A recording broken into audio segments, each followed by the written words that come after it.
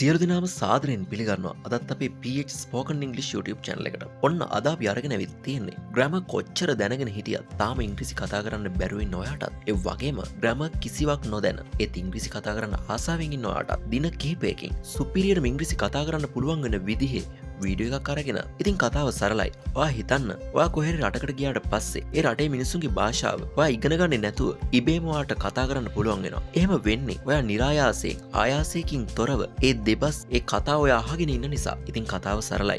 මේ වීඩියෝ එකේදී වෙන්නේත් ඒකමයි. ඉංග්‍රීසි දෙබස් ඔයාට ඇහෙන්න සැලැස්සෙනවා. ඉතින් මේකත් ස්පෝකන් ඉංග්‍රීසි තවත් එක වීඩියෝ එකක් විතරක්ම නෙමෙයි. ඒකට හේතුව තමයි අපි මේ දෙබස් අතර ඒවට අදාළ කරන ග්‍රැමර් කොටස් ඔයාලට කියලා දෙනවා. ඉතින් මෙහෙම ඔයා දින කිහිපයක් මේ වීඩියෝ නරඹනකොට ඔයාගේ මොලේ ඔයා නොදැනුවත්වම ඉංග්‍රීසි කතා කරන්න හුරු වෙන්න පටන් ගන්නවා. ඉතින් වැඩි කතා ඕන නැහැ. මේ වීඩියෝ එක ඔයා YouTube එකේ අහම්බෙන් හරි දකින කෙනෙක් නම් කියන්න තියෙන්නේ ඔයා අනිවාර්යයෙන්ම ලකි කෙනෙක්. ඒකට හේතුව තමයි මේ වගේ වීඩියෝ සීරීස් එකක් ඔයාලට කවදාකවත් ලැබෙන එකක් නැහැ. අපිත් එක්ක එකතු වෙච්ච ඔයාව සාදරයෙන් මේ වීඩියෝ සීරීස් එකට එකතු කරගන්නවා වගේම මතක් කරන්න ඕන මේ වීඩියෝ සීරීස් එක හැම දවසකම වීඩියෝ එක ගානේ අපි ඔයාලට අරගෙන එනවා.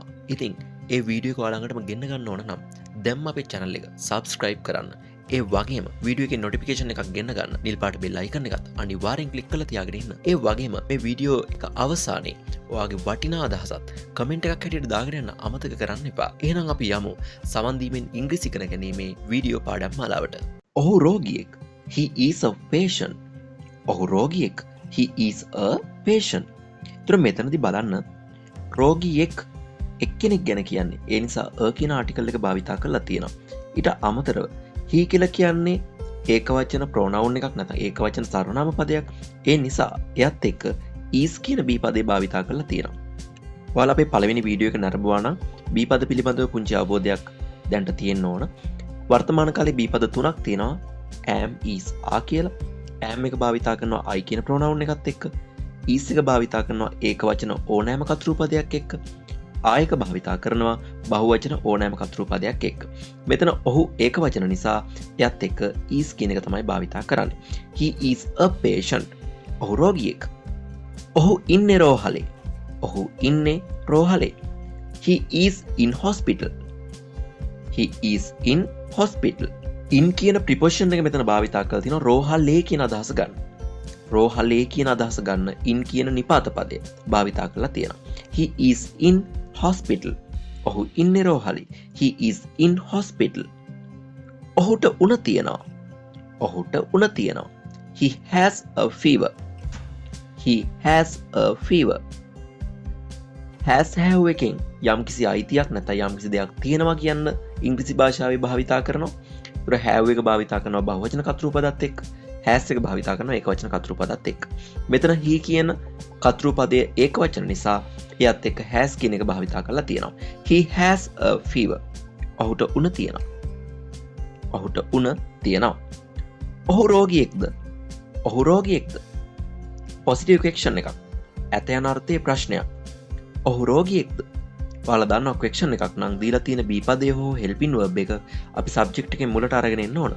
එහෙනම් is he a patient? Is he a patient? මෙතන බහුවචන කතරු පදයක් තිබුණා නම් is වෙනුවට අපි භාවිතා කරන්නේ a කියන b පදේ. Is he a patient? Is he a patient? ඔහු රෝගියෙක්ද? ඔව්. ඔහු රෝගියෙක්. ඔව්. ඔහු රෝගියෙක්. Yes, he is a patient. Yes, he is a patient. ඔව්. ඔහු රෝගියෙක්. ඔහු වෛද්‍යවරයෙක් නෙවෙයිද? ඔහු වෛද්‍යවරයෙක් නෙවෙයිද? නෙගටිව් ක්වෙස්චන් එකක්. නැත යන අර්ථයේ ප්‍රශ්නවාචී වාක්‍යයක්. ඔහු වෛද්‍යවරයෙක් නෙවෙයිද? Isn't he a doctor? Isn't he a doctor? ඒතර බලන්න නෙගටිව් ක්වෙස්චන් එකකදී අපි කරන්නේ දීලා තියෙන helping verb එක හෝ දීලා තියෙන be පදයට අපි not එකතු කරනවා. මෙතනදී is කියන be පදයට අපි not එකතු කරලා තියෙනවා. Isn't he a doctor? is not කියන එක isn't කියලා කෙටි කරන්න පුළුවන්. Isn't he a doctor? are not කියන එක aren't කියලා කෙටි කරන්න පුළුවන්. Isn't he a doctor? ඔහු වෛද්‍යවරයෙක් නෙවෙයිද? ඔහු වෛද්‍යවරයෙක් නෙවෙයිද? Isn't he a doctor? නෑ. ඔහු වෛද්‍යවරයෙක් නෙවෙයි. නෑ. ඔහු වෛද්‍යවරයෙක් නෙවෙයි. No. He isn't a doctor. No. He isn't a doctor. No. He isn't a doctor. ඔහු කොහෙද ඉන්නේ? ඔහු කොහෙද ඉන්නේ? අන්න ක්වෙක්ෂන් එකක් තමයි. හැබැයි WH ක්වෙක්ෂන් එකක් තමයි මෙතනදී භාවිතා වෙන්නේ. කොහෙද? තැනක් ගැන අහන්න. එහෙනම් WH ක්වෙක්ෂන් වල තැනක් ගැන කියන්න තියෙන WH පදය තමයි where කියලා කියන්නේ. එහෙනම් එයාව ගේනවා අපි වාක්‍යයේ මුලටම. එයාව අපි අරන් එනවා වාක්‍යයේ මුලටම. Where is he? Where is he? ක්වෙක්ෂන් එකක් නිසා දීලා තියෙන B පදේ අපි මුලට අරන් එන්න ඕන සබ්ජෙක්ට් එකකින්. එන is කියන පදේ අපි මුලට අරන් එනවා. ඊටත් මුලින් අපි where කියන WH පදේ භාවිතා කරලා තියෙනවා. Where is he? ඔහු කොහෙද ඉන්නේ? Where is he? ඔහු කොහෙද ඉන්නේ? ඔහු ඉන්නේ රෝහලේ. ඔහු ඉන්නේ රෝහලේ. He is in hospital. He is in hospital. රෝහලේ in hospital. in කියන preposition එකෙන් රෝහලේ කියන අදහස එනවා. He is in hospital. He is in hospital. ඔහු ඉන්නේ කාර්යාලයේ නෙවෙයිද? ඔහු ඉන්නේ කාර්යාලයේ නෙවෙයිද? නෙගටිව් ක්වෙක්ෂන් එකක්. එහෙනම් ක්වෙක්ෂන් එකක් නම් ඔයාලා දන්නවා. දීලා තියෙන B පදේ හෝ helping verb එක අපි subject එකේ මුලට අරන් ඉන්න ඕන. ඒතර දැන් ඔයාලා කල්පනා කරන්න මේ B පද සහ helping verb අතර වෙනස මොකක්ද කියලා. දැනට මෙහෙම මතක තියාගන්නකො. B පද අපි භාවිතා කරන්නේ ක්‍රියාපදයක් නැතුව වාක්‍ය නිර්මාණය කරන අවස්ථාවලදී. helping verbs භාවිතා කරන්නේ ක්‍රියාපදයක් සහිත වාක්‍ය නිර්මාණය කිරීමේදී. දැන් මෙතනදී ක්‍රියාපදයක් නැහැනේ. ඔහු ඉන්නේ කාර්යාලයේ නෙවෙයිද? ඒ වගේ අවස්ථාවලදී අපි භාවිතා කරන්නේ B පද. Isn't he in office? Isn't he in office? ඔහු ඉන්නේ කාර්යාලයේ නෙවෙයිද? ඔහු ඉන්නේ කාර්යාලයේ in office. ඔහු ඉන්නේ කාර්යාලයේ නෙවෙයිද? Isn't he in office? නෑ. ඔහු ඉන්නේ කාර්යාලයේ නෙවෙයි. නෑ. ඔහු ඉන්නේ කාර්යාලයේ නෙවෙයි. No, he isn't in office. No, he isn't in office. No, he isn't in office. ඔහුට මොනවද වෙලා තියෙන්නේ? ඔහුට මොනවද වෙලා තියෙන්නේ? ඔහුට මොනවද වෙලා තියෙන්නේ? මොනවද වෙලා තියෙන්නේ කියන අදහස ගන්න ඉංග්‍රීසියට අපි භාවිතා කරනවා what is wrong with? What is wrong with? What is wrong with him? he කියන එකේ objective form එක තමයි him කියලා කියන්නේ. ඔහු කියන එකේ objective form එක තමයි him කියලා කියන්නේ. ඔයාලා දන්නවනේ සිංහලෙන් වාක්‍යයක් නිර්මාණය කරනකොට අපි කතෘකාරක ස්වරූපයෙන් වාක්‍යයේ මුල භාවිතා කරාට වාක්‍යයේ මැද සහ අග අපි සබ්ජෙක්ට් එකක් ලියනකොට අපි ලියන්නේ කර්මකාරක ස්වරූපයෙන්. නැත්නම් අනුක්ත ස්වරූපයෙන් තමයි ලියන්නේ. ඉංග්‍රීසි භාෂාවෙදිත් එහෙමයි. වාක්‍යයේ මුල අපි සබ්ජෙක්ටිව් ෆෝම් එකෙන් ලිව්වට වාක්‍යයේ මැද අග අපි ඔබ්ජෙක්ටිව් ෆෝම් එකෙන් තමයි ලියන්නේ. ඔහුට මොනවද වෙලා තියෙන්නේ? What is wrong with him? What is wrong with him? What is wrong with he කියලා කියන්නේ නැහැ. මොකද ඒක සබ්ජෙක්ටිව් ෆෝම් එක. ඒකේ අනුක්ත ස්වරූපය තමයි him කියලා කියන්නේ. What is wrong with him? What is wrong with him? ඔහුට මොනවද වෙලා තියෙන්නේ? ඔහුට අසනීපයක් තියෙනවා. ඔහුට අසනීපයක් තියෙනවා. ඔහුට අසනීපයක් තියෙනවා. He has an illness. He has an illness. He has an illness. මෙතනදී an කියන ආටිකල් එක භාවිතා කරලා තියෙන්නේ එකක් ගැන කියන්නේ. අසනීපයක්. අපි වෙන තැන්වලදී අපි මීට කලින් වාක්‍ය නිර්මාණය කරනකොට an වෙනුවට භාවිතා කරේ a කියන ආටිකල් එක. දැන් එකක් ගැන කියනකොට ඒ භාවිතා කරන noun එකේ මුල් අකුර a e i o u කියන වවල් පහෙන් එකක් නම් අපි එතනදී එකක් ගැන කියන්න භාවිතා කරන්නේ a නෙමේ an. මෙතන බලන්න illness කියන වචනේ හැදිලා තියෙන්නේ i අකුරේ. ඒ නිසා ඒක වවල් එකක් නිසා අපි මෙතනදී a නෙමේ භාවිතා කරන්නේ an එක. අනිත් අවස්ථාවලදී අපි භාවිතා කරන්නේ a එක. He has a illness කියොත් වැරදි. illness කියන වචනේ මුල් අකුර නිර්මාණය වෙලා තියෙන්නේ වවල් එකකින් නැත්නම් ස්වර අකුරකින්. He has an illness. ඔහුට අසනීපයක් තියෙනවා. ඔහුට හිසේ අමාරුවක් තියෙනවද? Does he have a headache? Does he have a headache? දැන් බලන්න does කියන උපකාරක පදයේ සබ්ජෙක්ට් එකේ මුලට අරන් අවිල්ලා තියෙනවා. helping verb එක සබ්ජෙක්ට් එකේ මුලට අරන් අවිල්ලා තියෙනවා. question එකක් නිසා. Does he have a headache? have එකෙන් තියෙනවා කියන අදහස එනවා. Does he have a headache? දැන් බලන්න have කියන එක අපි භාවිතා කරන්නේ බහුවචන කර්තෘපදත් එක්ක. ඒත් මෙතන he කියන කර්තෘපදයට එක්ක අරගෙන තියෙන්නේ have කියන පදේ. හැබැයි අපි දන්න විදිහට නම් ගන්න ඕනේ has කියන පදේ. හැබැයි මෙතනදී මේ have කියන පදේ අරගෙන තියෙන්නේ does කියන helping verb එකෙන් ඒකවචන කියවෙන නිසා නැවත අපි has කියන එක භාවිතා කරන්නේ නැහැ. does කියන පදයෙන් ඒකවචන අර්ථයේ භාවිතා වෙන නිසා does භාවිතා වෙන වාක්‍යවලදී අපි කර්තෘපදේ ඒකවචන වුණාට has භාවිතා කරන්නේ නැහැ. ඒ වෙනුවට භාවිතා කරන්නේ have එක. Does he have a headache? Does he have a headache? නෑ. ඔහු උණ රෝගයෙන් පෙළෙනවා. නෑ. ඔහු උණ රෝගයෙන් පෙළෙනවා. No, he is suffering from fever. No, he is suffering from fever. No, he is suffering from fever. නෑ. ඔහු උණ රෝගයෙන් පෙළෙනවා. No, he is suffering. පෙළෙනවට අපි ඉංග්‍රීසියෙන් කියනවා suffering from fever. ඔහු උණ රෝගයෙන් පෙළෙනවා. මට තිබහයි. මට තිබහයි. I am thirsty. මට තිබහයි. I am thirsty. අපි තිබහට ඉංග්‍රීසියෙන් කියනවා thirsty කියලා. මට තිබහයි. I am thirsty. මට යමක් බොන්න ඕන. මට යමක් බොන්න ඕන. යමක් අවශ්‍යයි කියන්න අපි භාවිතා කරනවා want කියන පදේ.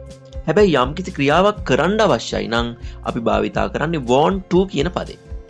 යමක් කරන්න අවශ්‍යයි නම් want to, යමක් අවශ්‍යයි නම් want. මේ to කියන පදයට පසුව එන verb එක අනිවාර්යෙන්ම infinitive වෙන්න ඕන. ඒ කියන්නේ සරල වර්තමාන කාලයෙන් තමයි verb එක තියෙන්න ඕන to කියන පදයට පසුව එන verb එක. ක්‍රියාපදය. I want to drink something. මට යමක් බොන්න අවශ්‍යයි. I want to drink something. I want drink something නෙමෙයි. I want to. ඇයි drink ක්‍රියාපදයක් තියෙනවා. එහෙනම් යමක් කරන්න අවශ්‍යයි. යමක් බොන්න අවශ්‍යයි කියලා කියන්නේ. එහෙනම් ක්‍රියාපදයක් සහිතව යමක් අවශ්‍යයි නම් want වෙනුවට අපි භාවිතා කරන්නේ want to. I want to drink something. මට යමක් බොන්න ඕනේ. නැත්නම් මට යමක් බොන්න අවශ්‍යයි. වතුර බෝතලයක් තියෙනවා මේසේ උඩ. වතුර බෝතලයක් තියෙනවා මේසේ උඩ. There is a bottle of water on the table. There is a bottle of water on the table. යම් කිසි වස්තුවක්, යම් කිසි ඔබ්ජෙක්ට් එකක් කොතන හරි තියෙනවා කියන්න අපි භාවිතා කරනවා ඉංග්‍රීසි භාෂාවේදී there කියන පදේ. ඒක වචනයි නම් there is, බහුවචනයි නම් there are. මෙතනදී වතුර බෝතලයක් නිසා there is කියන පදේ තමයි භාවිතා කරලා තියෙන්නේ. එකක් ගැන කියන්න ඕන නිසා a භාවිතා කරලා තියෙනවා. There is a bottle of water. Bottle of water on the table. On කියන preposition එක නැත්නම් on කියන නිපාත පදේ භාවිතා කරලා තියෙනවා.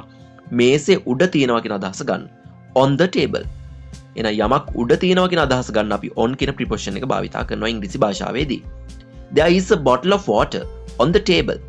වතුර බෝතලයක් තියෙනවා මේසේ උඩ.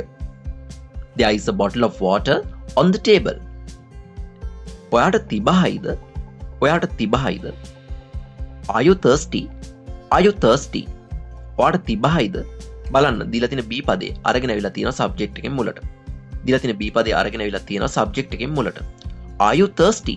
ඔයාට තිබහයිද? Are you thirsty? ඔයාට තිබහයිද? ඔව් මට තිබහයි. ඔව් මට තිබහයි. Yes, I am thirsty.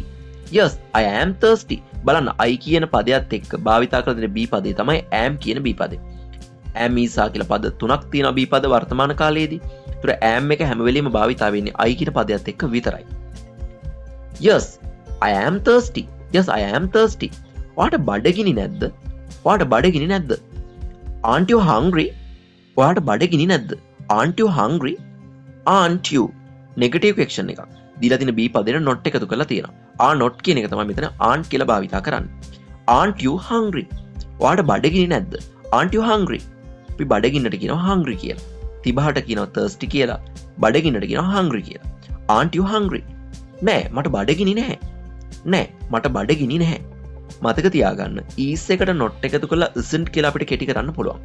are එකට not එක එකතු කරලා aren't කියලා අපිට කෙටි කරන්න පුළුවන්. but අපිට am එකට not එකතු කරලා කෙටි පදයක් හදන්න බෑ. ඒ නිසා අපි හැම වෙලේම am not කියලා තමයි භාවිතා කරන්නේ. ඒ නිසා තමයි මෙතනදී no, I am not hungry කියලා භාවිතා කරන්නේ.